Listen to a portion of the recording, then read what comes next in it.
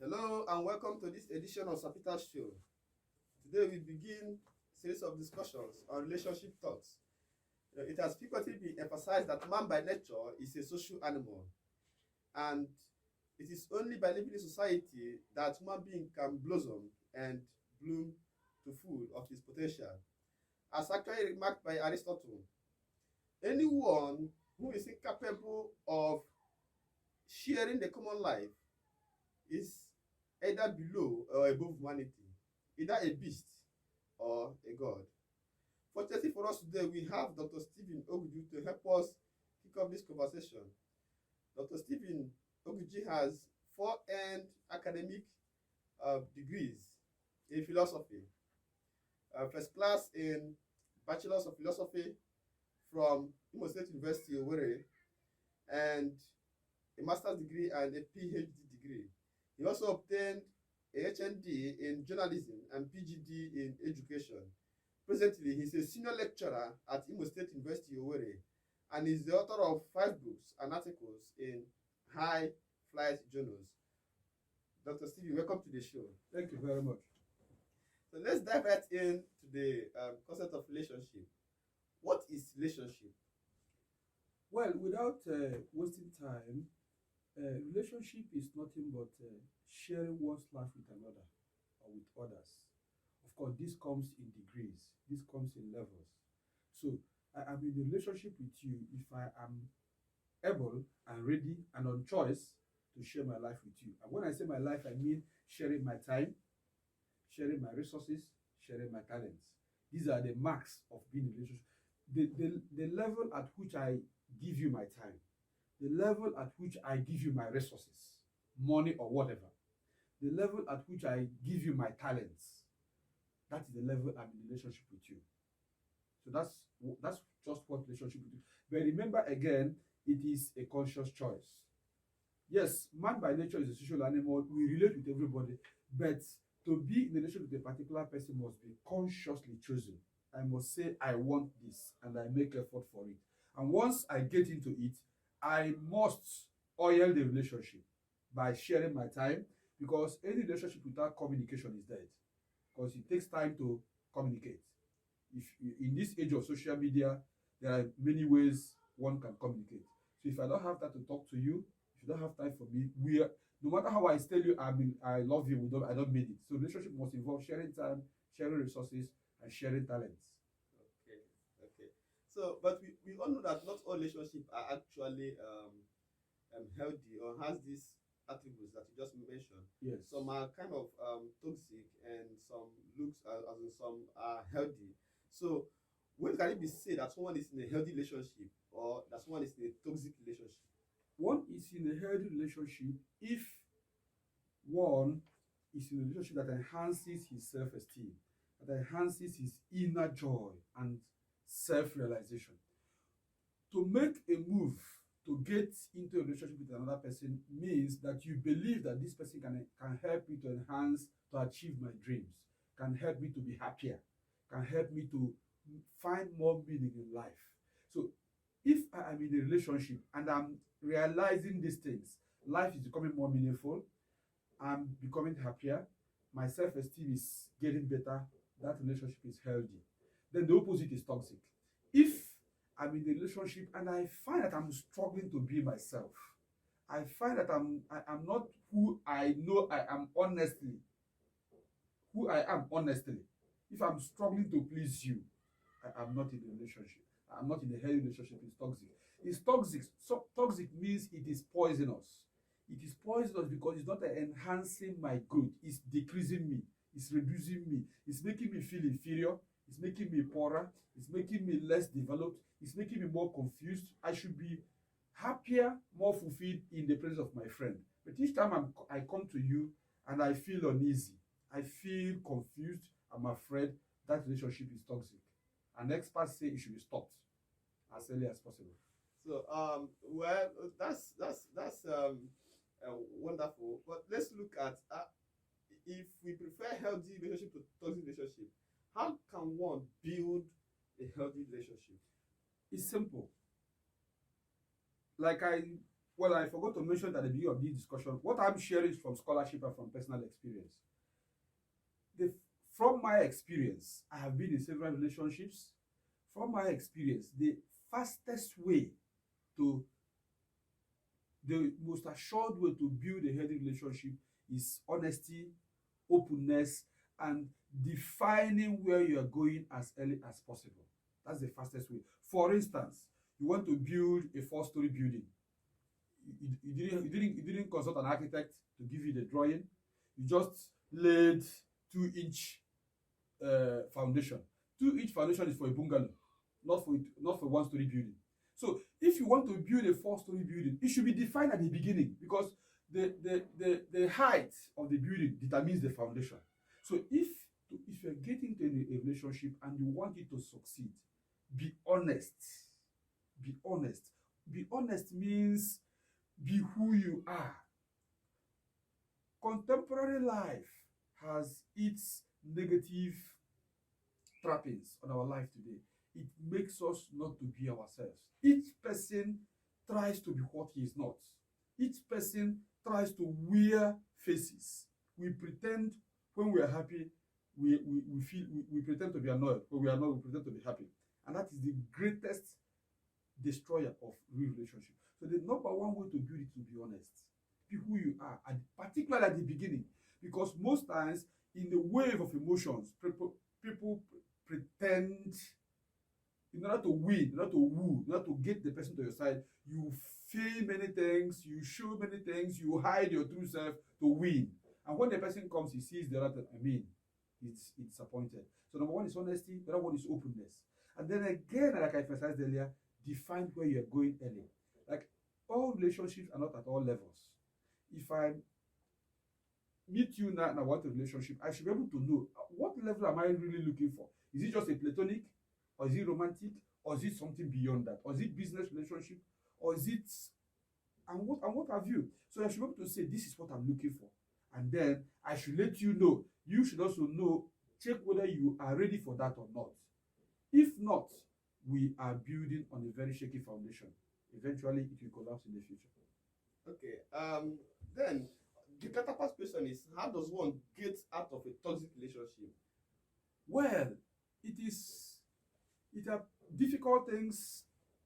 According to one author whom I may not remember now, he says the way to get it done is to start doing it. Once you discover that this relationship is not helpful, it is advised, no matter how far you have gone along the wrong road, any moment you discover, go back. Assuming I'm in Owerri, Southeast Nigeria, and I am to go to Onitsha. Everybody in Owerri knows the path to Onitsha. And mistakenly, a driver takes me towards Aba or towards Port Harcourt. Even if you have driven for 2-3 hours, anytime we discover we're on the wrong path, the most intelligent thing to do is to do what? To turn back and go back to where you're going. So that analogy fits into any time you discover that this relationship is bad. Just that the way you got into it, if you cannot consciously talk to your friend, to the person you're in a relationship with, that it is clear that this thing is not working, and you part your ways. It's painful, but time heals. It's painful, but with time, emotions are healed. Again, the fastest way to kill a relationship is to stop communication. Relationship builds, thrives on communication. Once you reduce your communication with me, our relationship is gradually dying. So once it's toxic, once you find that you're not happy enough, once you find that your self-esteem is not enhanced, once you find that the relationship is making you to be what you are not naturally, it is better to be single. And then, as they say, 10 broken engagements are better than 1 divorce. It's better you stop it early enough than get too far only to discover that you have been on the wrong way. 10 broken engagements. Better I wanted to marry, we didn't marry, than marry, and tomorrow you want to divorce. Wow. 10 broken engagements is better than 1 divorce. So how then does one get over the breakup of engagement, divorce, or a separation in a relationship? Having formed the bond for so long, how do one get out of it? Well, it's actually a very difficult, even for experts in relationships. But the simple thing to do is to acknowledge. One way to deal with a very serious existential problem is to acknowledge that I have this problem. Once it has happened, denial is destructive. To keep denying, to keep wishing, to keep feeling, to keep expecting is not the way forward. The first thing to do if such things happen is to accept that this is my situation. And when you have accepted it, then allow time. Forgive yourself. Forgive yourself. A very, very eloquent philosopher, Bertrand Russell, wrote a book titled The Conquest of Happiness. Number 3 in his list. I mean, in that book, he tried to outline what he believes that anyone that wants to be happy must follow these paths. Number 3 there is forgiveness. That the moment you carry the baggage of hurts, the baggage of the past is a big baggage. The baggage of what happened yesterday, the baggage of regrets. Bertrand Russell says you can never experience what is called happiness. So if a breakup happens, the first thing to do is to acknowledge. The second thing is to forgive yourself. Of course, there's a saying that you kiss many princes before you meet Mr. Right. So generally, don't expect that your first relationship must work, the second must work, the third must work. In fact, some experience 1, 2, 3, 4, up to 10 or more breakups before eventually they meet their soulmates. Before eventually they meet the person with whom they can say they are happy. So when it happens, and of course, the more it happens, the more our emotions are trained to receive such life shocks. I mean, I'm saying that managing breakup is more difficult the first time it happens. Okay. The second time, you're already getting used to it. The third time, the fourth time, and then, as a philosopher, there is what philosophical anthropologists call ontological space. Ontological space means that I alone occupies a particular place in the ontology of beings. I am not repeatable. I cannot be repeated, meaning there is no other person like me. If this is true, then there is no other human being that can meet all my emotional needs. So anybody I'm getting into a relationship with, I should keep at the back of my mind that I can be hurt, because nobody can read that I'm not repeatable. Nobody can live in my world. I live in my particular world. And if I'm conscious of this, hurt will no longer be a big problem, because I know already that this thing I'm into with this man or this woman will eventually lead to hurt. Yeah. In fact, if you read all Shakespeare's plays, all of them ended in tragedy, meaning that most times love, 99% of the time, will end in tragedy. However, we don't have option, because like you did in your introduction, it's a metaphysical lie to claim not to want to be in a relationship, because man is a being unto relations. Either you are below a beast or above a god. Okay. Thank you so much for that wonderful explanation and insight.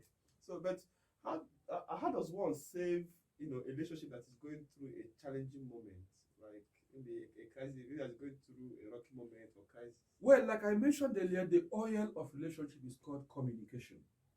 Once couples, a man and a woman, friends, stop communicating, the relationship is dying. If I find out that my relationship with you is no longer what it used to be, I have to communicate. I have to talk. We have to come to the table of dialogue. So communication is number one. And then find out in what ways am I contributing to the collapse of this relationship? Do I still want it? Because the truth is that relationship has level. At the beginning, there's what we call a honeymoon. When the man and the woman wants to see each other each time, every second they want to communicate, they want to talk, they want to. Gradually it moves to another level. At the point, many people feel that not even the excitement fades away. So if you find that a relationship is collapsing, discuss the matter.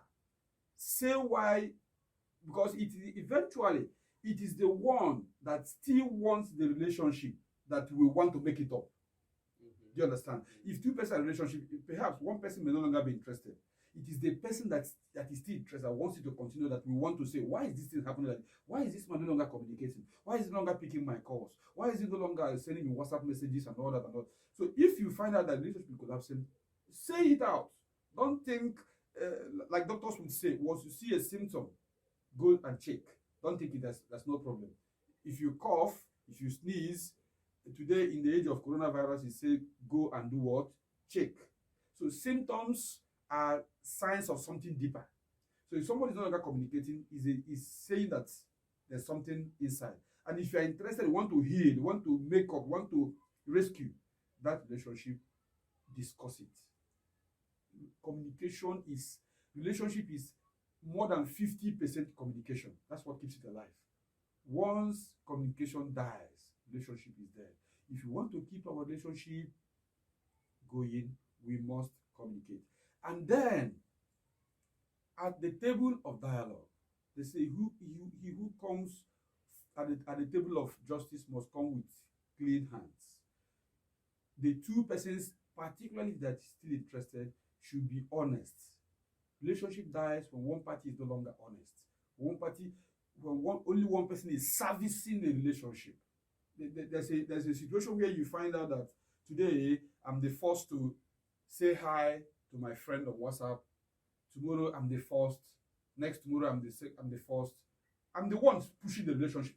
He or she is no longer interested. Because if he or she still needs me, he should be able to return or at least show that I'm interested. So one of the things is communication and then honesty. Man is naturally deceptive. And when we bring this deception into relationship, it hurts and it breaks. Thank you. Okay. Now, you talk about communication being key, and equally trust is another element that is key. And so how does one build trust in a relationship? I still go back to what I said earlier, that the foundation matters. In this building, in this studio we are in now, the most important part of the studio is the foundation. You can change the windows, you can change the doors, you can change the decorations and whatever. But once you touch the foundation, you are looking for a new building. So the way our relationship is built determines how far it will go. If I give you the impression that I'm very rich, but as most young men do today to young ladies, they give them in fact, young men go as far as borrowing another person's car to woo a particular lady. Ladies go as far as padding their different parts of their body to attract, because men are vulnerable to sight, just as women are vulnerable to what they hear. So ladies take advantage of what men can see, while men take advantage of what women can hear. So what I'm trying to say is that just as if a lady pads up her body to attract a man pads up his purse, in this case now, tries to borrow a car, borrow a suit, borrow this, to appear richer than he actually is. Already he's destroying the trust from the beginning, because tomorrow it will be clear that he's not actually what he presented at the beginning. So the way to build trust is to be honest from the beginning. Say, this is who I am. This is who I am. In fact, even though this is something that can go to the internet, I can share a little of my personal experience. When I wanted to get married, I was living in a very small apartment, not up to this size of this room. Very small apartment. Then a few of my female acquaintances, in one occasion, I didn't have a phone. I didn't have a place. It's poorer than what we have here now.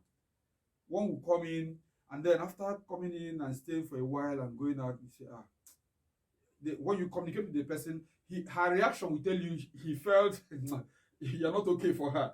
Eventually, the one who I eventually settled down with, the first day she visited, she was like, unasked for, without demanding for it, she started looking for a way to make up the place to be better than she met it. And that got me stuck immediately.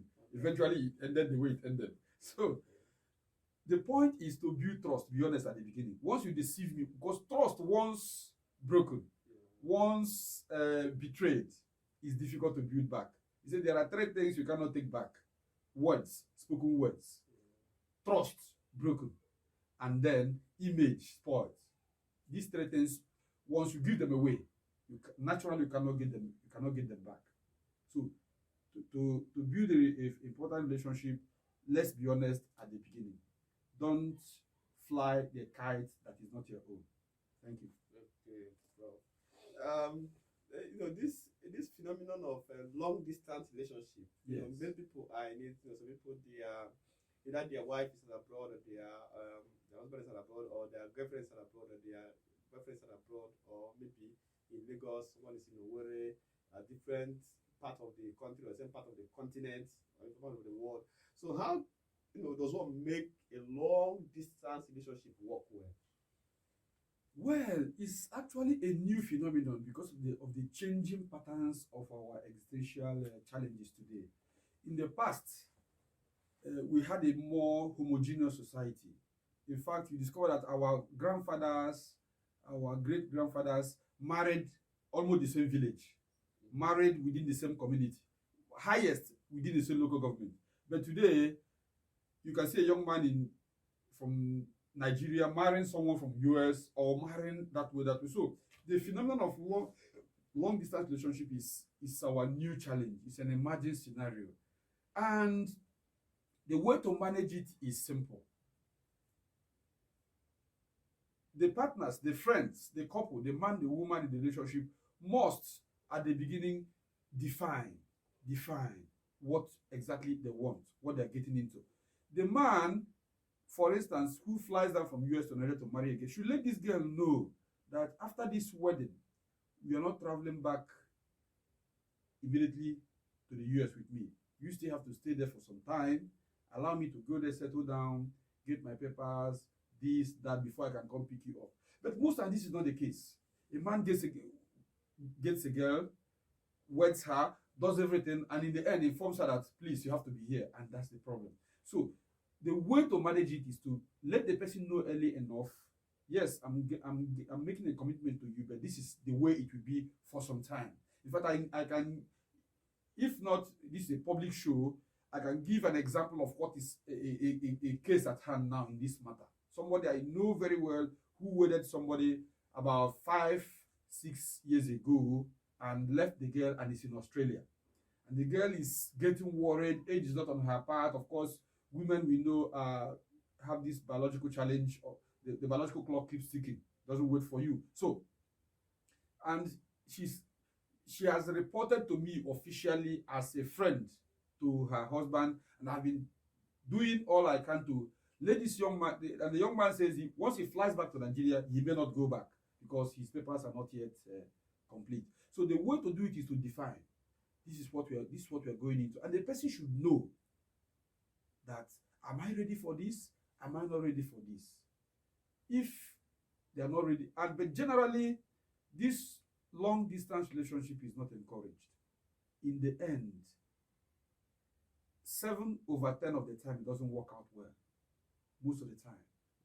Because it lacks the basics of relationship: sharing time, sharing resources, sharing talents.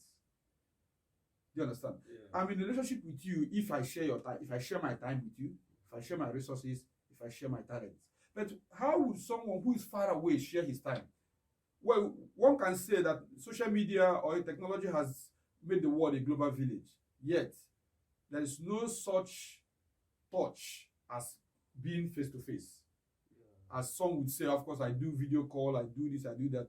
But that will never be as good as having the person one-on-one. And of course, relationship for married couples is not complete without intimacy. And long distance relationship doesn't allow it, makes it difficult to happen generally. Makes intimacy to happen generally. And most men and most women, depending on how their own hormone and the biology run, may not have the courage to wait for as long as the thing lasts and may get into other problems associated with that. Thank you. Okay. So there is this phenomenon of people claiming that they even though they are in love with someone, like maybe their wife or their girlfriend or whoever, yes, they find themselves like crushing on other people. Okay. So how does one deal with that? Well, there is this saying that to to have a crush on someone is a natural thing. But to base your judgment on whether to go into a relationship or not to go into a relationship based on that crush is stupid. It is natural to walk along the road, to get into a church, a market, a supermarket, or something like that, and see a girl or a man and say, wow, I admire this person. It's a natural thing. But to say, because of this crush, I will marry, I will this, I will start making judgments and making decisions based on what you are seeing, experts say is stupid. So, it is natural to have a crush. It is, and any man or woman who says it is the only man or the woman I'm married to that I have a crush on, that I see and admire, must be a different kind of man.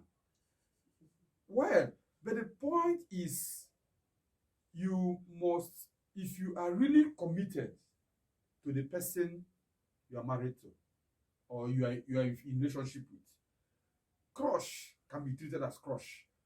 Crush is a momentary feeling, and once the figure or the person is out of sight and out of mind eventually, and then, like I mentioned earlier, one way to deal with that crush again is avoid whatever that will make you start communicating with the person you are crushed on. Once communication starts, relationship is already started. So, as a married man, for instance, I have crush on people. I see people I like every day. It's normal.